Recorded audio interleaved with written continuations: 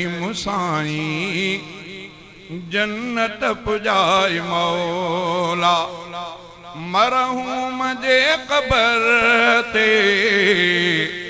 रहमत वसाई मौला अब्दुल करीम साईं जन्नत पुजाई मौला मरहूं मजे कबर ते रहमत वसाए मौला अब्दुल करीम साईं जन्नत पुजाए मौला तौहीद सां गुजारी जंहिं पंहिंजी ज़िंदगानी तौहीद सां गुजारी जंहिं पंहिंजी ज़िंदगानी जंहिंजी हुई निरड़ ते सजदन संदी निशानी जन्नत में घर उनयले सुनो अदाए मौला जन्नत में घर उनयले सुनो अदाए मौला मरहूं मजे कबर ते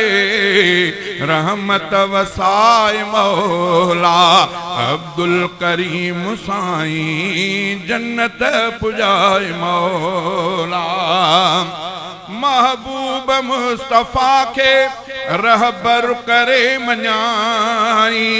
खातम नबी अमदनी हो को इहो ॾिनाई थधड़ी लगे कबर में उनखे हवाए मौला थधड़ी लगे कबर में उनखे हवाए मौला असहाब जो सिपाही हरदम उनय सदायो ऐं प्यारो अहल बैतन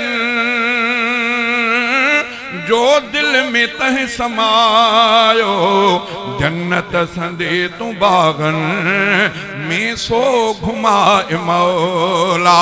जन्नत संदे तू बागन में सो घुमाए मौला जंहिंखे इल्म ॾई तो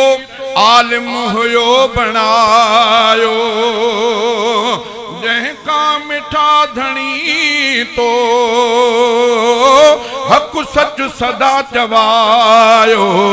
उकबा चंगी उनय जी बेहतर बनाए मौला उकबा चंगी उनय जी बेहतर बनाए मौला मरहूं मजे कबर ते रहमत वसाए मौला अब्दुल करीम साईं जन्नत पुजाए मौला जंहिं रोड हादसे में माणी मिठा शहादत जंहिंखे नसीब तुंहिंजी रब साईं थी ज़ियारत राहत तू रूह उन जे खे बस रसाए मौला मरहूं मजे कबर ते रहमत वसाए मौला अब्दुल करीम साईं जन्नत पुजाए मौला गादी नशीन जंहिंजो बणियो साईं अरशद जेको जुवान जो दो माण्हू आहे मुजाहिद उनजे उमिरि ऐं इज़्ज़त खे तूं वधाए मौला उनजे उमिरि ऐं इज़्ज़त खे तूं वधाए मौला तो दर खुदा ने माणो नादर दुआ घुरे थो कर तुंहिंजी मग़फ़िरत तूं ही इल्तिजा करे थो ही अर्ज़ तूं भेजो मिठड़ा अघाए मौला मरहूं मजे कबर ते रहमत वसाए मौला अब्दुल करीम साईं।